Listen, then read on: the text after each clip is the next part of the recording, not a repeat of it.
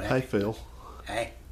Well, hey guys. Anyway, Phil has come down to. He thought at first he was going to bade me farewell. He didn't understand that I wasn't moving that far away, so he got kind of traumatized. So he was going to come down to give me a big send off. But anyway, he's actually here to help me maybe do a little bit of packing today and just tinker around and stuff and just visit and hang out. And of course, he's been another fight, but anyway, so it's cold outside, and he and I have just been out just for a couple minutes doing some stuff outside. It's just too damn cold, isn't it?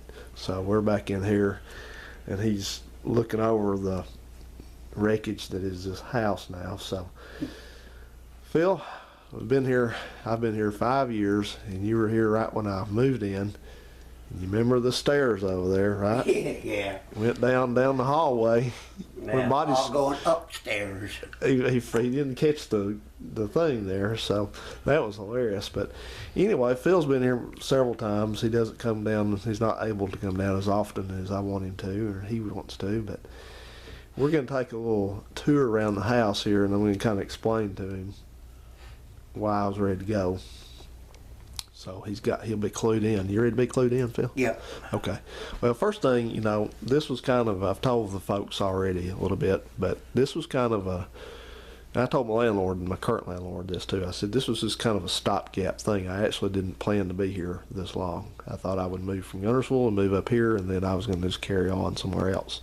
Because this is a decent house. It's just not what I wanted to live in. It's not totally unsuitable for what I do, a lot of outside stuff and all that. So, there's just no room. It's got a one stall driveway and a one stall garage. It's just, but how it gets, you kind of roll along, and, I was telling them, I said, well, 2 years has turned into 3 years into 5 years, and I just never planned to be here. So I got it, about Thanksgiving or so, I started looking pretty hot and heavy for a new place, and I wanted out in the country. I wanted away from a lot of people, quieter, more room and all that. So that was the deal. And I didn't tell you because I didn't see a point in it, because I didn't know if I'd even find anything, and I did not for a long time. And then all of a sudden this house I found just dropped out of the sky basically. And I remember it came up for lease about a year or so ago, and 2 years ago, and I missed it. I recognized the house,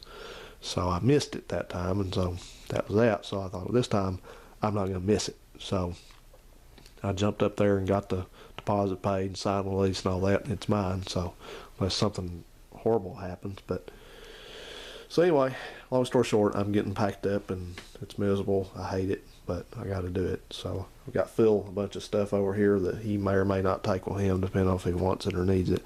But I thought we would just look around a little bit before we head out. I head out. And one thing I did not like about this house, Phil, is it's got aluminum wiring in it. And I don't know, do you remember anything about aluminum wiring, house wiring? Well, back when this house in this neighborhood was built, how wiring in your house has got the two copper things on it. Mm-hmm. Most of them are.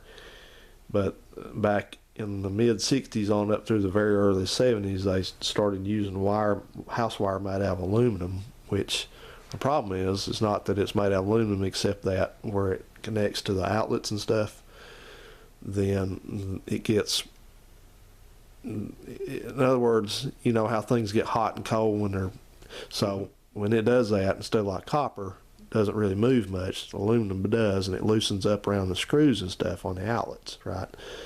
So it can get oxidized in there, and then when it gets oxidized, it gets hot because there's what they call resistance. So that's not good. You don't need that in wiring. And they've been known to cause fires, but this one they've pigtailed all the outlets, which means that they took some time on back there. They took the aluminum wiring off the outlets and attached like a little short length of regular copper wire, and then attach those outlets so that gets away from that room. So that's all fixed. So it ain't a big deal. But I had one of them, I had 2 or 3 of the outlets there in the back room go out right after I moved here. So that's always in the back of my mind. And it does not have enough outlets, especially in the garage. It's got 2 outlets in the garage, one which does not even function. So I'm all the time running extension cords here and there and everywhere. So that's that. I've constantly been dealing with water leaks, like plumbing leaks, like the faucets leak, fix them, they leak again. I've had to, I think the people lived here before I did. Now, y'all excuse the house. We're in the middle of moving it, so no comments on that. But I've had insects in here periodically that I've had to have exterminated. So that's that. Look over here, Phil. They're gone. They 9% of the time there's none in here, but every once in a while they try to make a incursion in here and try to get me. Oh, I know. You know about that, don't you? Yeah, I got them. Phil has to fight them off too. Yeah. And you know what? This gets so bad sometimes you're afraid that they're going to throw you out, aren't you? Yeah. Ain't gotten that bad yet, but it's just gross on seeing them because they walk across your dishes and Yeah. silverware and pots and pans and Yeah. just nasty. Yep, it is. I hate bugs of any type. So, The neighbors are nasty and they don't clean up, so they come to my house too. yep. And I'm only 5 feet from the neighbors. Yeah, bless your heart. You talk about that one right next to you? Blech. Yeah, gross. Well, yeah, you ever had one watch the TV and it peek out around the TV? No, I've had them in my TV. Well, that's that. And look over here. Look at that wall right there. Yeah, I see it. See what's wrong with it? Yeah, water.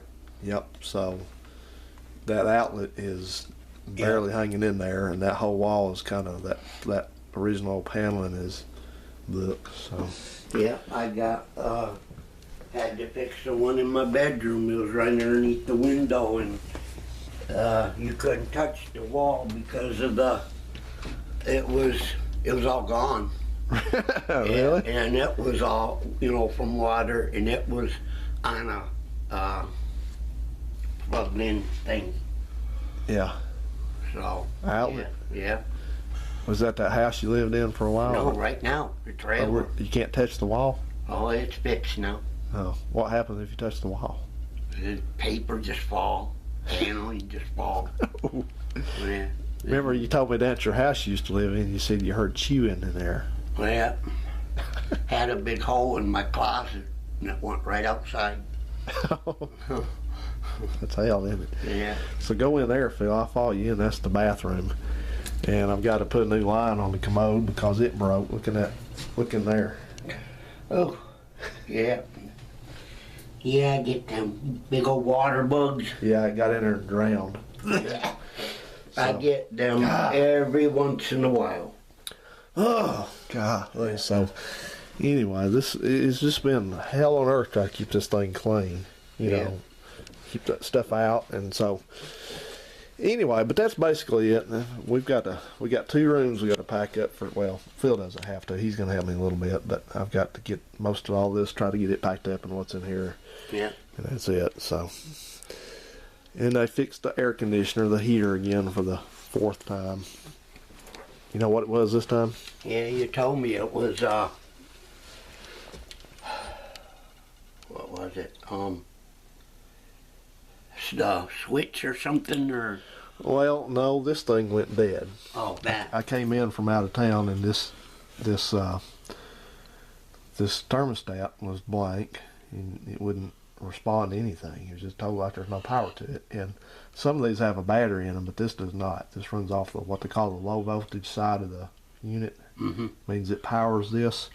So when this doesn't have any power, that means it's not getting any from outside out there. So house got cold, and so anyway, they came out and fixed it. And they've always been real good about fixing stuff here. So that's not been a problem. But the guy, all it was on that unit out there, there was a wire to this that rubbed through and shorted out and blew a fuse. Yep. That's all it was. So it's up and running again. Okay. Yep. Yeah. It was a minor thing. So anyway, that's that. So we're getting out, Phil. Getting the hell out. Mm-hmm.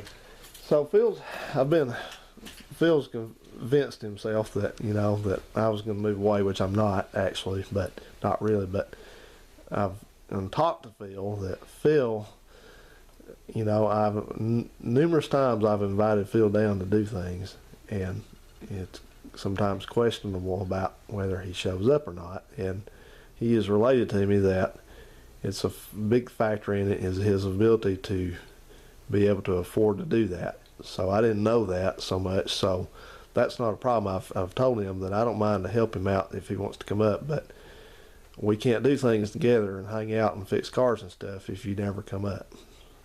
I know. So, you know, I mean, I come down to your house occasionally. I don't come down there as much as I probably should, but I just don't like the area down there. I don't feel very secure down there. I don't either. So, you know, there's always stuff going on. I'm not blaming you about it, but I'm just saying that's why I don't tend to come down too much, because there's always some kind of something going on down there, and I can't concentrate. So I'd really rather you come up, and, you know, you've got your own room up there to sleep in and all that. And the other thing is, guys, we're going to say it to y'all too, is the thing that I got to get on Uncle Phil a little bit more again, is that you got to be more assertive and aggressive when you want to come down. Because Phil calls me, and Uncle Phil has his low voice going. Say something in your low voice, Phil. Like say hello, like you're calling me on the phone in your low voice. My low voice. Yeah, you know, like, ring-a-ling-a-ling-a-ling. I say, hello? Hello? No, you don't say that. Oh, hello? You say, Phil says, he's like real quiet, like he's barely there. He says, hey. And I say, hey, Phil. And he says, there's a pause, and he says, what are you doing? I said, well, I'm shopping, or I'm going back home, or I'm this. And Phil says, oh, isn't that what you say? So I'm like, yeah. When he calls like that, I say something's on his mind. He wants to know something, or he wants to know. So I feel him out a little bit more. So I sit there and don't say anything on purpose, and there'll be a pause. There won't nobody say anything. And Phil says, Phil, go. Okay. He'll say, what are you doing this weekend? So right then, about the time that goes on, I say, well, I know he's called me to see if I want him to come down. That's what that's about. I know that. I've known that for a long time. See, Phil doesn't know that I know that, but I know that because Uncle Phil's got different voices he uses for different things. I don't notice it. Well, I do, because you talk real low, and you say, then you don't say anything. There's like, and then you wait for me to say. My sister knows when there's something wrong too. Yeah. So here's the thing, bud. You got to do.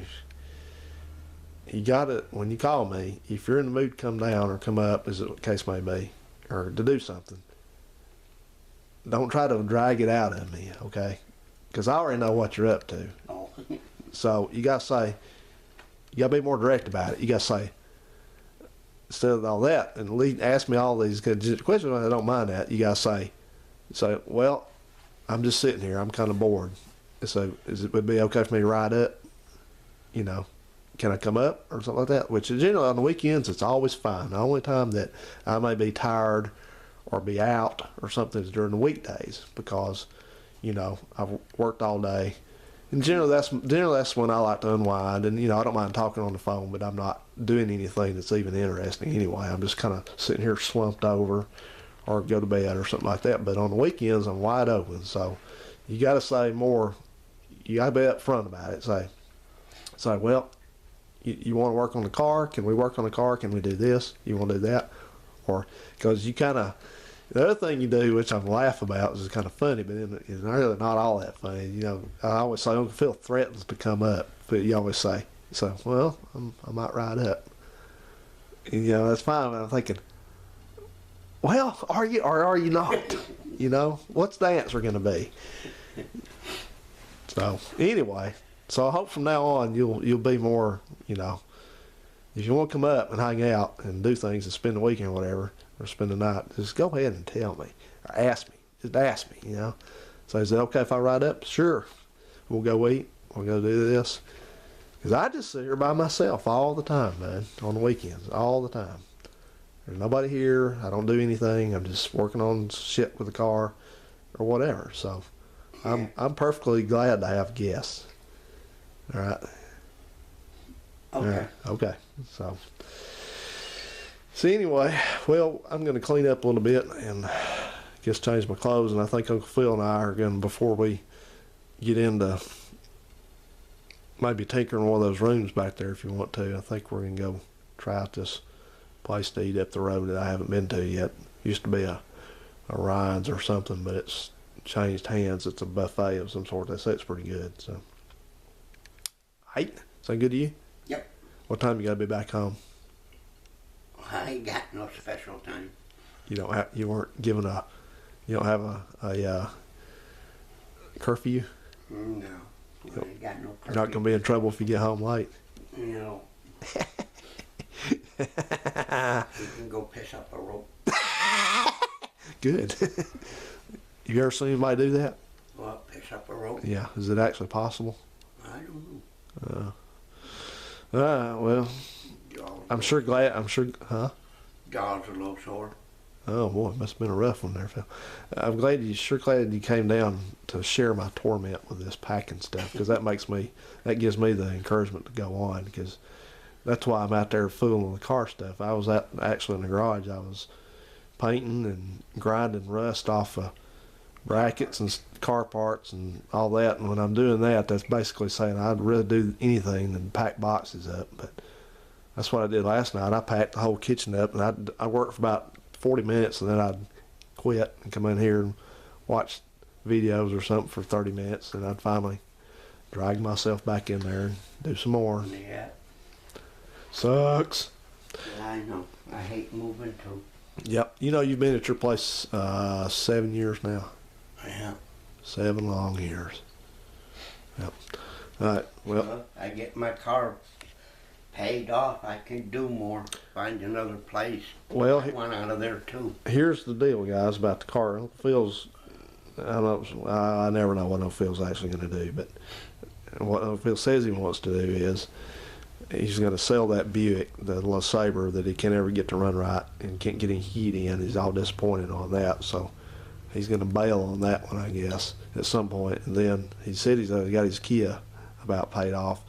So what I've been after him to do, same thing that some of you folks on YouTube have asked why he doesn't do, and that is take all 3 of those cars and make one good classic car out of whatever you can get for him. You know, well, I don't think he's going to sell his Kia. He says he is, but I don't think he's going to. I'm selling the Kia. Maybe or maybe not. That doesn't matter. That's not no maybe. That is a fact. I want to get rid of the Kia. Okay. Well, Definitely. that probably should happen though after, Phil and I have been talking about maybe taking taking what he can get out of the Buick and taking it and putting that towards building him another car. And we say build because he's got a Plymouth there, that's the body is mechanically it's okay, but body wise it's just basically rotting down around the rest of it. So he doesn't want a 4-door anyway, and I don't blame him on that. But if we can find another one, we're thinking about doing that. So we'll see. I'd like to find me a little Duster or a little Scamp or Demon or some darts, yeah. Yeah, something like that. Well, I found you a 73 Duster up in Tennessee, but I walked in there to ask about it. And of course, got the same thing they always say.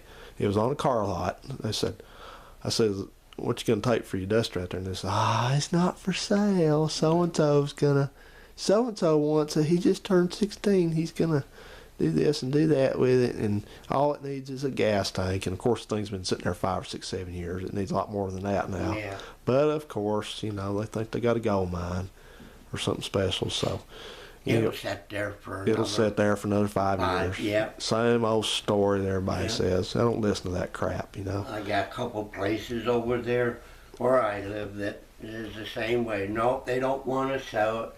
They're going to do something, and 4 years later, that car's still sitting in the same spot, ain't been touched. You know what I say? Let it sit there and let it rot till it's not worth anything, and that's what you get. So, you didn't want my money. Tough. They're just sitting there letting it rust away and everything instead of selling it. And that's what people do around here. That's what they do. Do something with it that's useful. No, they don't. They want to just let it sit there. Okay, Phil. We'll talk to you soon. Bye.